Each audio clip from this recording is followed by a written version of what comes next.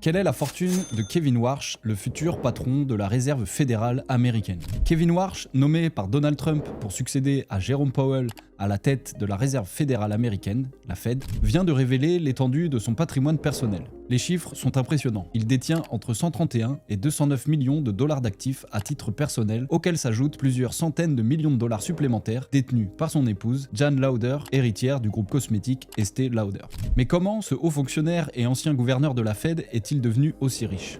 Son parcours est celui d'un brillant technocrate qui a su combiner une carrière publique prestigieuse avec des activités privées très lucratives. Né en 1970 en Californie, Kevin Warsh est diplômé de Stanford en politique publique, puis de Harvard en droit. Il commence sa carrière comme avocat chez Gibson, Dunn & Crutcher, l'un des cabinets les plus réputés de Wall Street. À seulement 35 ans, en 2006, il est nommé par George W. Bush gouverneur de la Réserve fédérale, devenant le plus jeune membre de l'histoire de l'institution. Il joue un rôle clé pendant la crise financière de 2008, participant directement aux décisions d'urgence qui ont sauvé le système bancaire américain.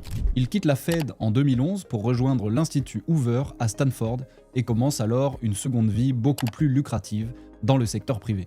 Il devient conseiller stratégique pour de grands fonds d'investissement, notamment auprès de Stanley Druckenmiller, l'un des plus célèbres investisseurs de Wall Street. Selon les documents officiels, il a perçu 10,2 millions de dollars de rémunération en tant que conseiller. Il a également réalisé des investissements personnels très rentables, notamment dans les fonds privés, dont 2 positions dépassent chacune 50 millions de dollars. Son mariage avec Jane Lauder, petite-fille d'Estée Lauder, lui a également ouvert les portes d'un réseau et d'une fortune familiale considérable dans le secteur du luxe. Ce patrimoine colossal fait de lui le futur président de la Réserve fédérale le plus riche de l'histoire récente, loin devant Jerome Powell ou ses prédécesseurs. Pour être confirmé par le Sénat, il s'est engagé à céder certains actifs afin d'éviter tout conflit d'intérêts. Cette révélation relance le débat sur l'indépendance de la Banque centrale. Un homme aussi fortuné et proche du monde de la finance privée peut-il vraiment défendre l'intérêt général sans être influencé par ses propres intérêts?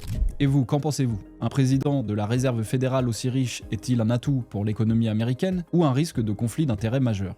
Donnez-nous votre avis en commentaire et abonnez-vous pour ne rien rater de l'actualité économique et financière.